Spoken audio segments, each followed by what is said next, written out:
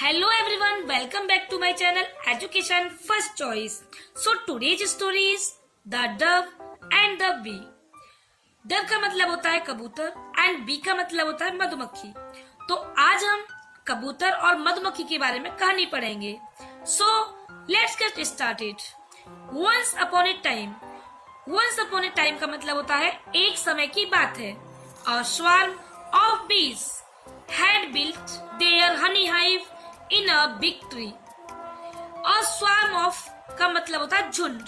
bees मधुमक्खियों का यानी कि मधुमक्खियों का झुंड. had built. build का मतलब होता है बनाना. build की यहाँ पर सेकंड फॉर्म का यूज हुआ है built.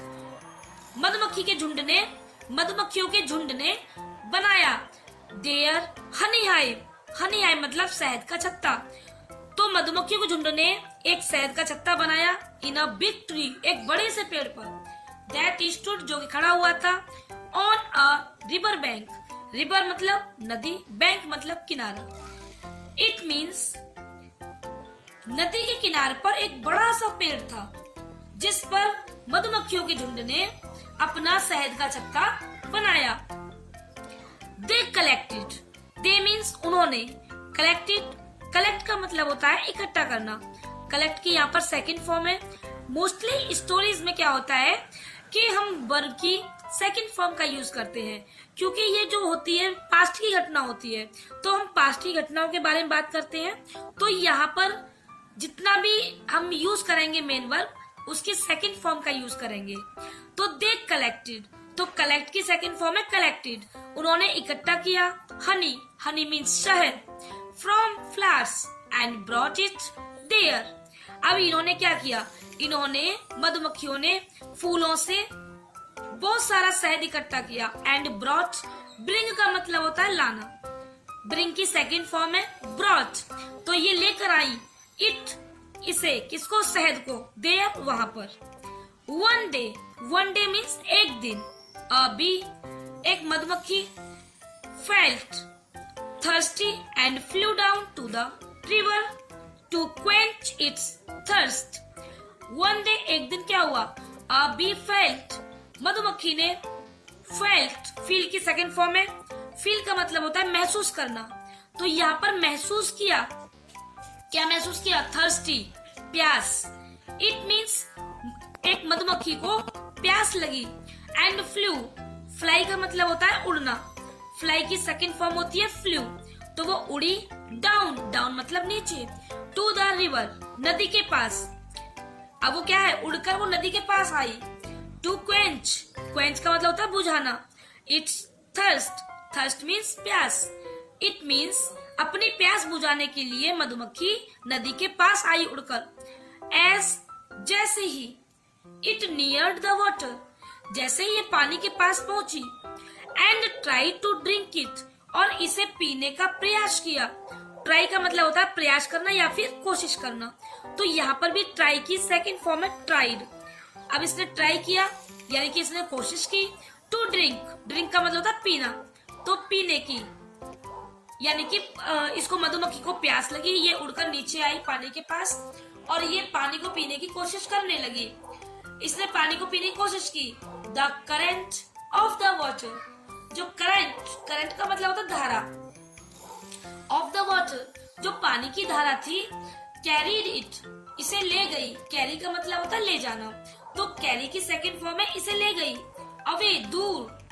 जैसे ही इसने मधुमक्खी ने पानी पिया तो जो पानी की धारा थी इसको बहा कर ले गई. लकीली फॉर द बी, मधुमक्खी के सौभाग्य से. लकीली का मतलब होता है सौभाग्य, सौभाग्य से, यानी कि मधुमक्खी के सौभाग्य से. और डव वॉज सिटिंग. डव मतलब कबूतर, एक कबूतर. वॉज सिटिंग, बैठा हुआ था. ऑन द ब्रांच, शाखा पर. ब्रांच का मतलब होता है शाखा. Of the tree. At that time, at that time का मतलब होता है उस समय. ऑफ द ट्री, पेड़ की. ब्रांच, शाखा. इट मीन्स एक कबूतर पेड़ की शाखा पर बैठा हुआ था उस समय. किस समय, जब मधुमक्खी बहकर जा रही थी. She saw the drowning bee. Drowning का मतलब होता है, ड्रोन का मतलब होता है डूबना, तो यहाँ पर ड्रोनिंग डूबती हुई। अब उसने देखा, किसको देखा? डूबती हुई मधुमक्खी को। एंड डिसाइडेड, अब डिसाइड का मतलब होता है निर्णय करना, तो यहाँ पर डिसाइड की सेकंड फॉर्म है। उसने निर्णय किया टू सेव, बचाने के लिए, इट्स लाइफ, इसका जीवन। उस कबूतर ने निर्णय लिया कि वो उस मधुमक्खी का जीवन बचाएगा। लूजिंग नो टाइम, बिना समय गंवाए, शी प्लग्ड। प्लग्ड का मतलब होता है तोड़ना। जब भी हम किसी पेड़ से पत्ती को तोड़ते हैं या फिर हम किसी पौधे से फूल को तोड़ते हैं, तो यहाँ तोड़ने के लिए हम प्लग का यूज करते हैं। प्लग मीन्स होता है तोड़ना, तो प्लग की यहाँ पर सेकंड फॉर्म है प्लग्ड। उसने तोड़ा अ ब्रॉड लीफ। ब्रॉड का मतलब होता है चौड़ा, लीफ मतलब पत्ता, तो उसने एक चौड़ा पत्ता तोड़ा। एंड ड्रॉप्ड, ड्रॉप का मतलब होता है गिराना, तो इसने गिरा दिया। यहाँ पर ड्रॉप की सेकंड फॉर्म है, तो इसने गिरा दिया उस चौड़े पत्ते को। इट बिफोर द बी, उस मधुमक्खी के सामने। The bee at once got on to the leaf, और जो मधुमक्खी थी एट वंस, तुरंत, got on to the leaf, वो पत्ते के ऊपर आ गई। When its wing became dry, जब इसके पंख, विंग्स का मतलब होता है पंख, जब इसके पंख, ड्राई का मतलब होता है सूखना, जब इसके पंख सूख गए, इट फ्लू, फ्लाई का मतलब होता है उड़ना, फ्लू मतलब उड़ गई, टू द डव, अब ये उड़ गई किसके पास? डव के पास, कबूतर के पास। एंड थैंक्ड, धन्यवाद किया उसका, फॉर टाइमली हेल्प, समय से हेल्प करने के लिए। इसने क्या किया? इसका धन्यवाद किया।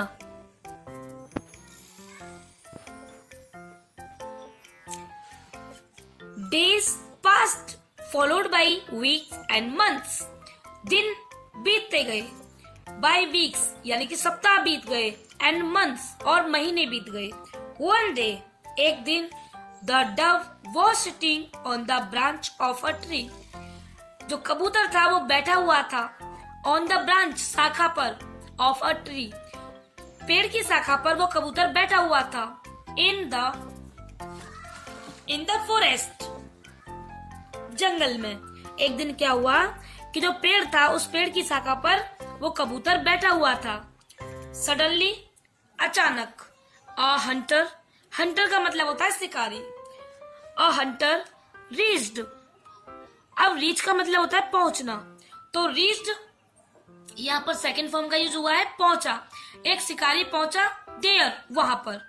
सीइंग द डव, सी का मतलब होता है देखना, अब इसमें आईएनजी लगा हुआ है तो देख कर, द डव कबूतर को देखकर, the hunters eyes sparkled with hope, अब यहाँ पर स्पार्कल का मतलब है चमकना, स्पार्कल की सेकंड फॉर्म का यूज हुआ है sparkle.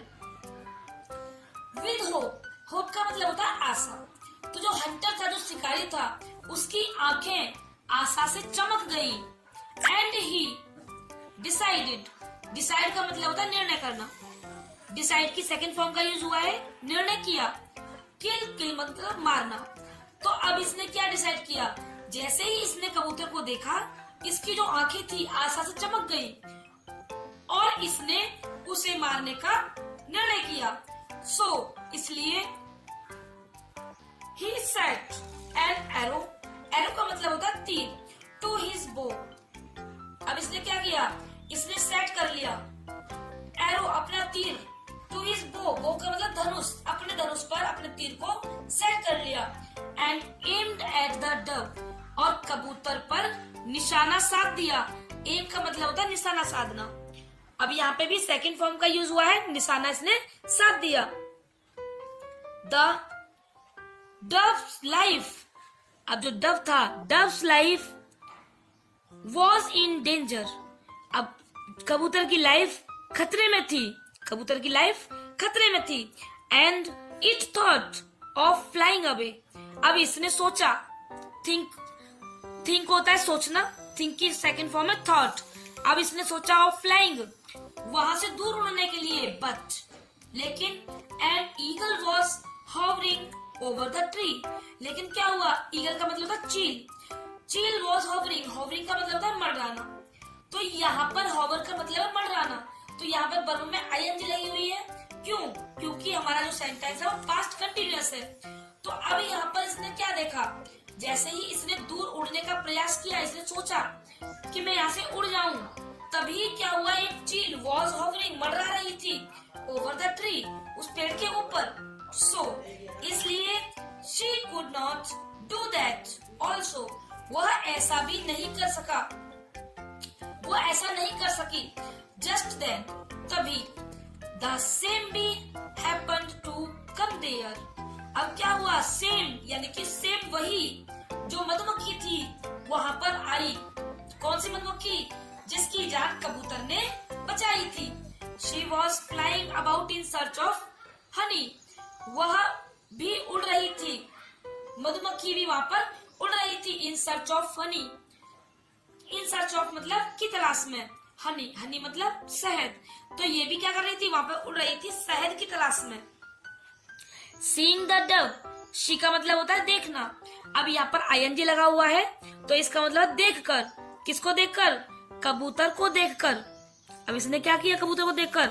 Seeing the dove it recognized her, अब इसने इसको पहचान लिया। रिकॉग्नाइज का मतलब होता है पहचानना, रिकॉग्नाइज की सेकंड फॉर्म का यूज हुआ है, तो उसने उसको पहचान लिया। एंड डिसाइडेड, निर्णय किया, डिसाइड की सेकंड फॉर्म है निर्णय किया। टू सेव हर लाइफ, उसका जीवन बचाने के लिए उसने निर्णय कर लिया। इट फ्लू अप, यह उड़ी। टू द हंटर, अब उड़कर ये किसके पास गई? ये उड़ी और हंटर के पास पहुंच गई।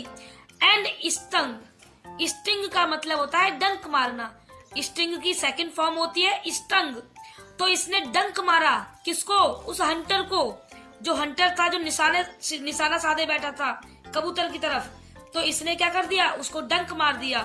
एट हिज राइट हैंड, उसके दाहिने हाथ में, उसके राइट हैंड पर। द हंटर जर्क्ड, जर्क का मतलब होता है झटकना। अब यहाँ जर्क की सेकंड फॉर्म का यूज हुआ है कि जो शिकारी था उसने झटक दिया, शिकारी ने झटक दिया हिज हैंड, अपना हाथ। ड्यू टू, ड्यू टू का मतलब होता है के कारण। पेन, पेन मतलब दर्द, अब दर्द के कारण इसने अपना हाथ झटक दिया। And the arrow went away, अब जो एरो था, जो ये निशाना साध के बैठा था, वो दूर चला गया। बट, लेकिन इट मिस्ड द एम, लेकिन जो इसने निशाना साध के बैठा हुआ था ये, उसको इसने मिस कर दिया। निशाना किस पर साध के बैठा था ये? कबूतर पर, लेकिन उसको इसने मिस कर दिया। एंड हिट द ईगल, और क्या हुआ? हिट, हिट की सेकंड फॉर्म भी हिट होती है, तो हिट मार दिया द ईगल, किसको? चील को। That was hovering above the tree, जो चील उस पेड़ के ऊपर मंडरा रही थी, उस चील को इसने मार दिया। जो निशाना इसने कबूतर पर लगा के बैठा था ये, तो वो निशाना अपना चूक गया और इसका जो तीर था वो उस चील को जा लगा। Seeing the eagle fallen dead, seeing मतलब देखकर, द ईगल चील को, फॉलन डेड मरा हुआ, अब उस चील को मरा हुआ देखकर द डव फ्लू अवे, जो कबूतर था, फ्लाई मतलब उड़ना, फ्लाई की सेकंड फॉर्म है फ्लू, तो फ्लू अवे वो उड़ गया टू सेफली सुरक्षित स्थान पर। The hunter too left the place in despair, अब शिकारी ने भी क्या करा, वो स्थान छोड़ दिया। लीव का मतलब होता है छोड़ना, लीव की सेकंड फॉर्म होती है लेफ्ट, तो हंटर ने भी छोड़ दिया द प्लेस, स्थान को, इन डिस्पेयर निराशा में। निराशा में क्यों?